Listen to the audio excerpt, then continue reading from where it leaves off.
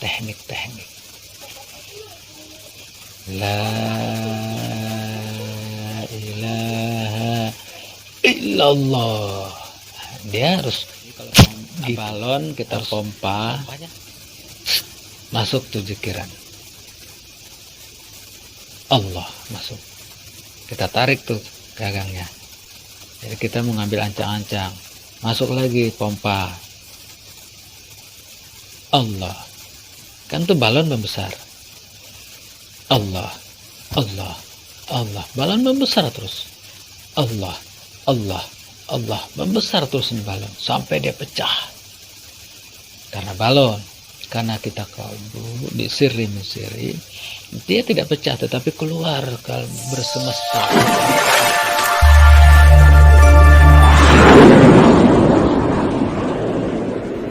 Assalamualaikum warahmatullahi wabarakatuh.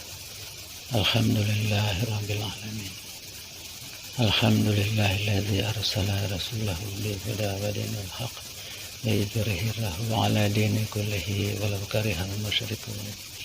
Asyhadu an la ilaha illallah wa asyhadu anna Muhammadar Rasulullah. Puja dan puji syukur kehadirat Allah Subhanahu wa taala yang telah menggantikan siang menjadi malam dan malam menjadi siang terang benderang. Dan begitu banyak rahmat, limpahan rahmat kepada kita yang kita tidak bisa hitung, mulai rahmat nikmat nafas, nikmat hidup, nikmat bisa berbicara dan berkomunikasi, nikmat sehat, dan seterusnya. Shalawat serta salam kita curahkan kepada junjungan Nabi besar Muhammad Sallallahu Alaihi Wasallam, telah membawa alam ini dari alam kegelapan ke alam yang penuh terang benderang dengan ilmu pengetahuan. Sahabat santri yang saya cintai, banyak dari sahabat-sahabat yang bertanya, bagaimana sebenarnya perjalanan kita untuk taqarrub ilallah. Pertama, kalau memang kita sudah memasuki suatu wadah tarekat, katakanlah sudah dibaiat dan ditalkin zikir oleh seorang mursyid, kita selayaknya lah kita mengikuti petunjuk-petunjuk mursyid kita tersebut.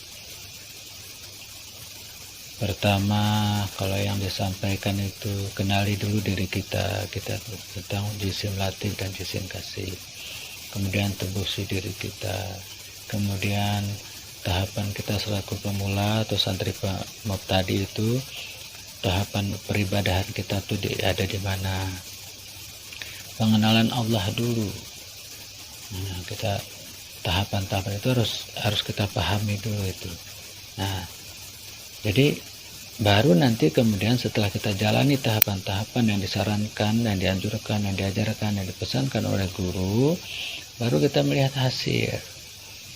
Ini kan kebanyakan mungkin baru 2 hari ikut atau 3 minggu, sebulan sudah menginginkan suatu hal yang spektakuler. Ya bisa saja dengan izin Allah, pasti bisa insya Allah. Jadi bagaimana mungkin baru saja belajar, baru saja berkenalan, bertemu dengan guru, kita sudah mengharapkan sesuatu hal yang spektakuler. Nah, disinilah kita menjadi paham bahwa santri-santri yang mengikuti suatu katakanlah tarekat, dalam hal ini tarekat Satariyah yang saya ketahui, itu sebelumnya mungkin sudah pernah mendengar atau sudah pernah mengikuti suatu kegiatan-kegiatan keagamaan yang mempunyai suatu harapan-harapan yang besar. Nah, memang kalau kita kenal dengan Allah, memang tidak ada batas waktu dan ruang. Apa saja dengan izin Allah bisa. Tapi prinsipnya namanya belajar dari dasar, seperti yang disampaikan oleh Kiai Agus, kita belajar dari dasar, berproses. Jadi ada prosesnya. Yaitu seperti yang saya ingat itu, bagaimana sebenarnya peribadahan tingkat santri tadi, bagaimana tauhidnya, bagaimana puasanya santri pemula itu. Jadi banyak. Jadi kalau misalnya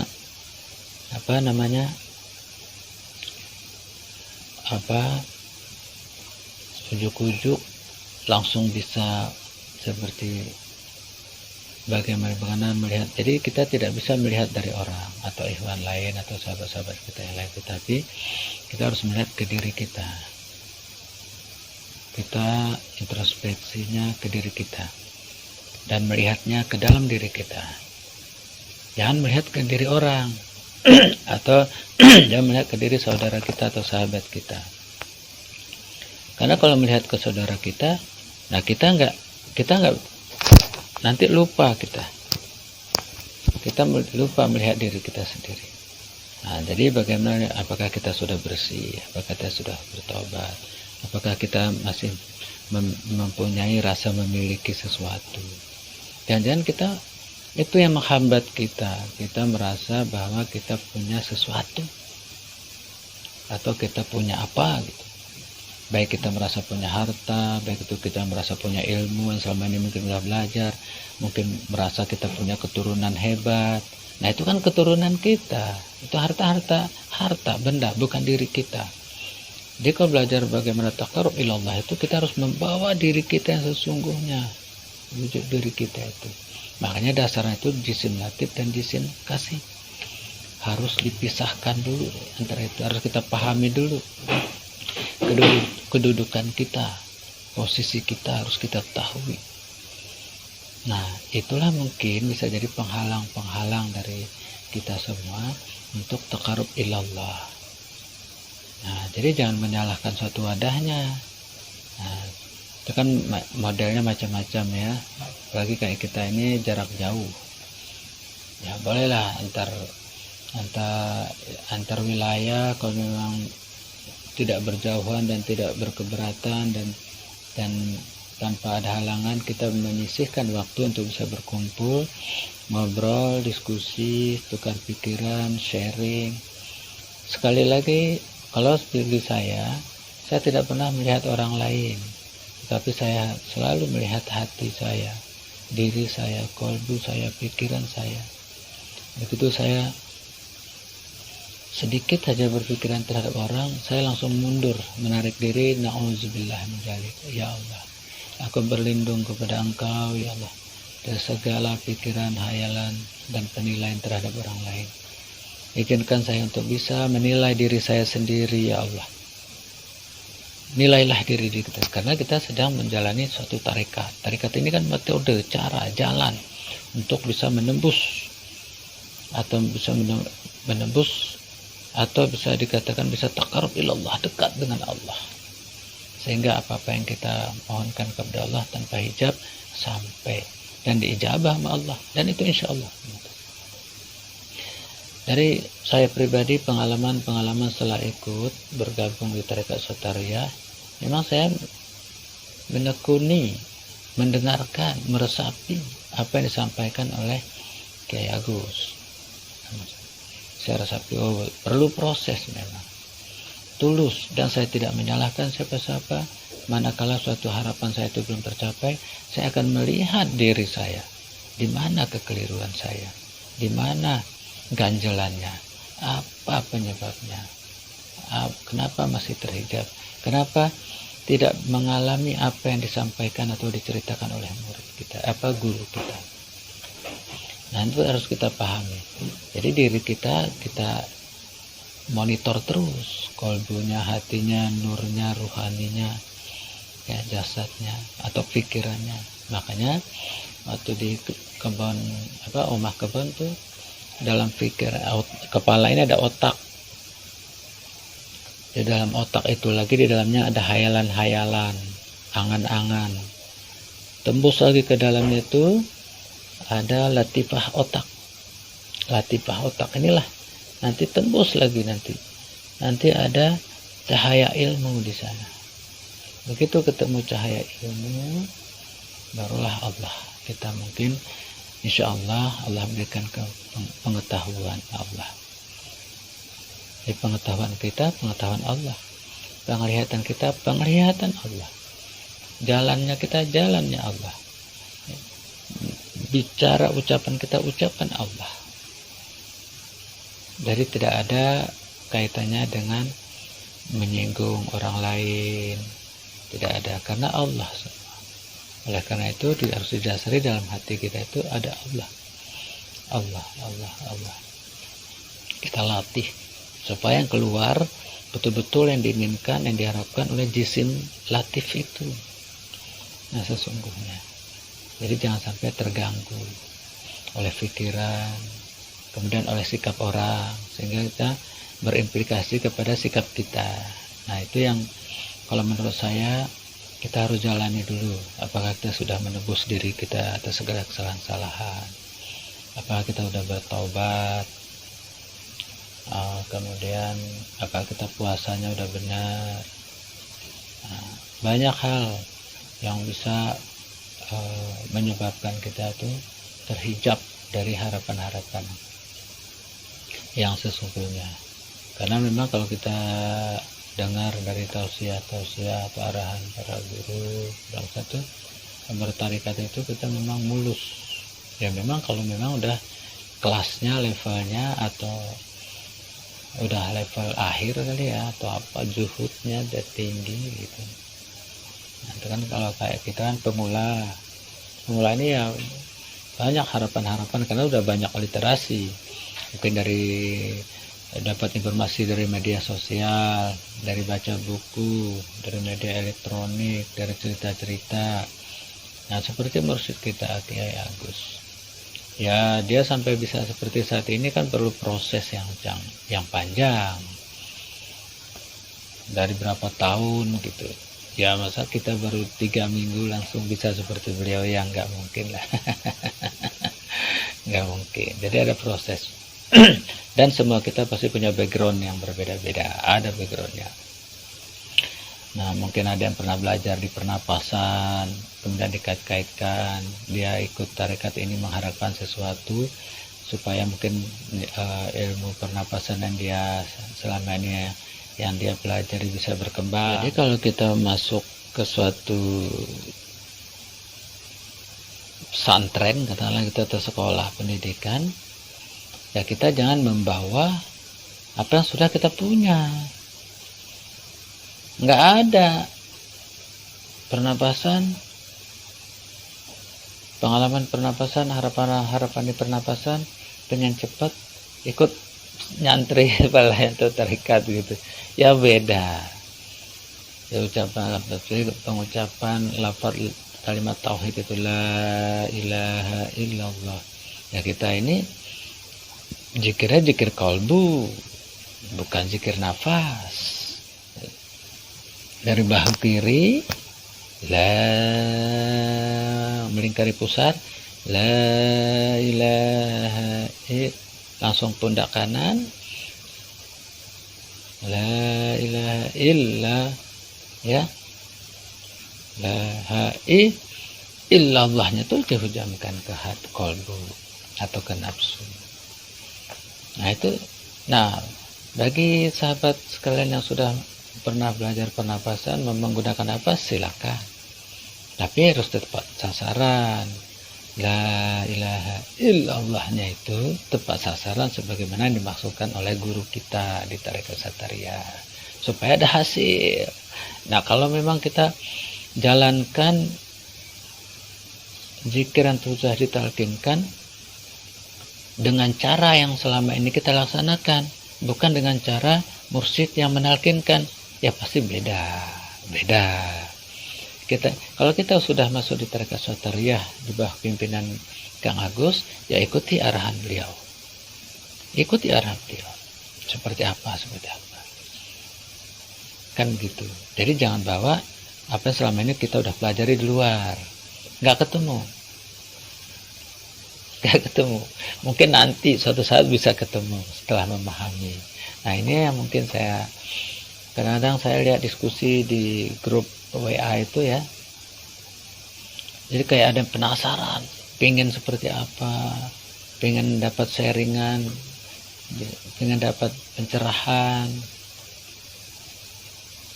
yang sudah disampaikan, dipesankan di Omah Kebon, khususnya untuk Salik 03 itu sudah dijalankan belum? Nah, sudah dijalankan belum? Ya, sudah dijalankan belum? Minimal melazimkan zikir zat, ya, zikir lam alif, zikir tawab, zikir kulu jasad, zikir kolbu, kan gitu, zikir gaif, zikir sirri min sirri. Nah, kulu jasad itu pun kan kemudian zikir kulu jasad sendiri kan ada dua metode, ke seluruh tubuh kita, kemudian ke panca indera seperti mata, jantung, hati, darah, tulang, kulit, bulu-bulu, rambut, ya, semua, pankreas, ginjal, lambung, limpa, semuanya kita talkinkan. Apakah itu sudah? Mudah-mudahan sudah kita laksanakan. Nah, ada lagi kemudian apa namanya, banyak sebenarnya, jadi masih terlalu singkat kita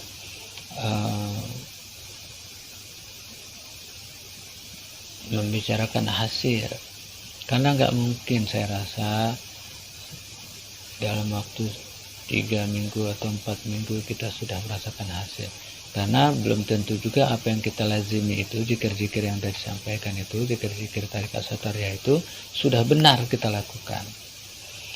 Makanya perasaan saya mungkin ini karena efek pelajaran yang telah kita jalani di luar tarikat Satariyah. Begitu. Jadi ini kan kita talkin zikir untuk menghadapi sakaratul maut supaya mudah, supaya kalimat akhir yang keluar pada saat sakaratul maut kalimat la ilaha illallah, itu sebenarnya targetnya, bukan lain-lain. Adapun hal-hal perkembangan perasaan, pengalaman, itu sih kembang-kembang aja, itu kembang-kembang kebahagiaan yang Allah berikan dengan izin Allah. Jadi memang teknik-tekniknya itu ada. Dalam kesempatan ini boleh mungkin kita berbagi begini. Saya kalau dalam mengilustrasikan itu memang kita harus, menurut saya kita harus mengetahui dulu posisi hati itu, kolbi itu di mana. Baru persis bisa seperti zikir kolbi, illallah, illallah, illallah. Nah, ke jantung dia. Dari jantung terus ke dalamnya, illallah, illallah, illallah. Kalau sirri min sirri, jantung juga tapi keluar. Allah, Allah, Allah, terus keluar. Jadi ibaratnya kalau saya lagi cari balon sebenarnya dengan satu pompa. Jadi kalau balon kita pompa, masuk tuh zikiran Allah, masuk. Kita tarik tuh gagangnya, tarik nafasnya, kan gitu, tarik Tapi ini bukan zikir nafas. Jadi kita mengambil ancang-ancang, masuk lagi pompa Allah, kan tuh balon membesar. Allah, Allah, Allah, balon membesar terus. Allah, Allah, Allah, membesar terus ini balon sampai dia pecah. Karena balon, karena kita kalbu di sirri min sirri, dia tidak pecah tetapi keluar bersemesta. Dan disampaikan oleh Kiai Agus. Itu yang saya pahami. Apakah itu sudah bisa sampai kepada situ, keluar bersemesta rohani kita itu? Jadi teknik-teknik itu memang harus kita ketahui. Nah itulah sebabnya saya mengajak dan pengen kita sering-sering ketemu para salik ini untuk bertukar pikiran. Saya suka mengilustrasikan semua itu dengan alam, dengan apa-apa yang ya ciptaan Allah lah, ciptaan Allah.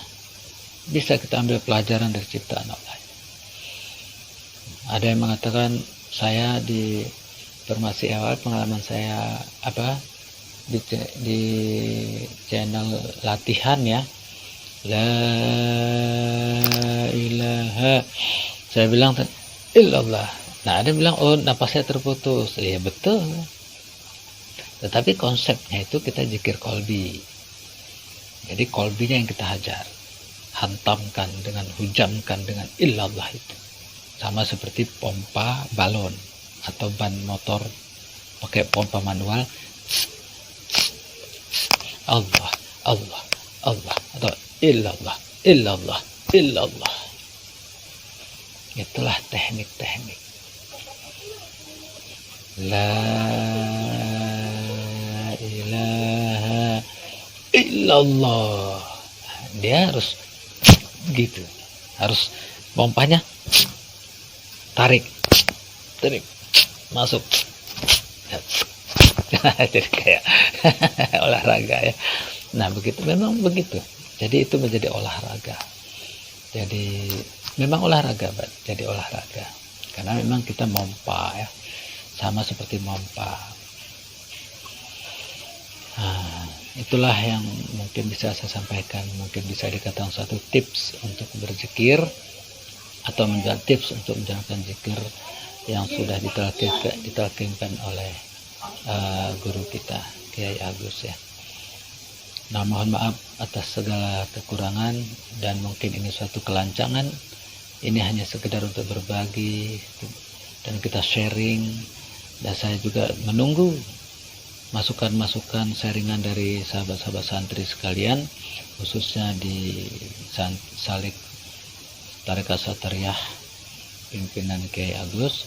Mudah-mudahan kita terus istiqomah bertarekat untuk taqarrub ilallah, bukan yang lain.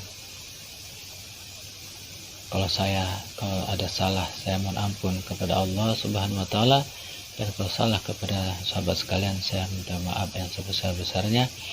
Wabillahi taufiq wal hidayah. Wassalamualaikum warahmatullahi wabarakatuh. Alhamdulillahirabbil alamin.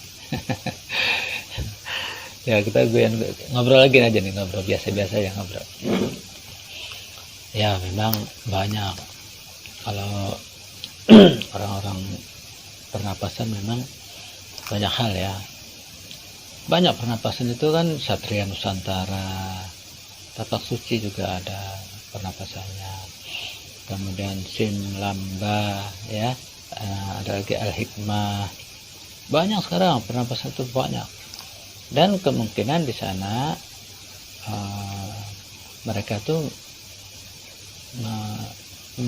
apa ya, perspektifnya tuh hikmah, mungkin perspektifnya mungkin hikmah mereka.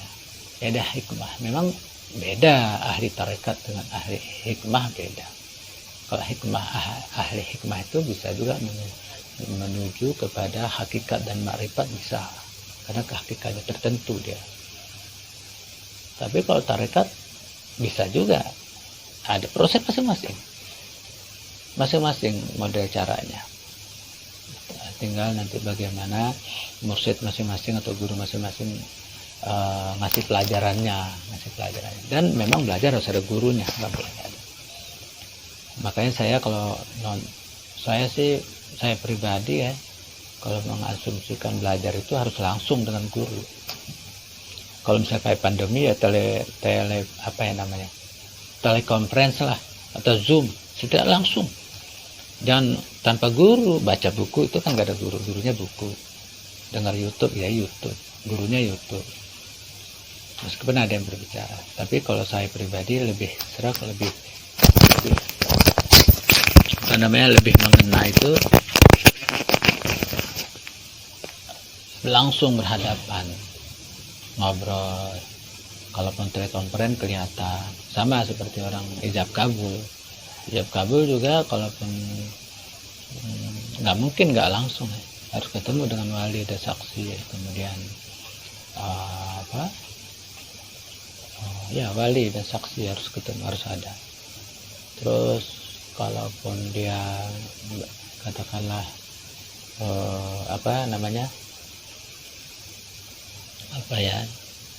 telekonferensi atau zoom, tetap kan harus kelihatan.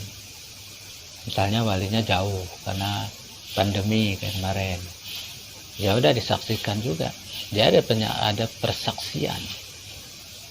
Nah itu kalau menurut saya jadi lebih adem gitu, lebih masuk.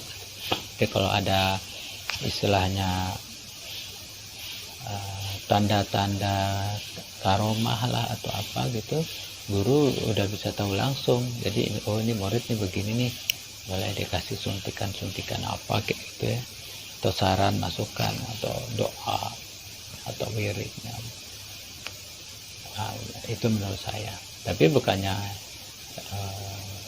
nggak bagus untuk penambahan wawasan, pengetahuan.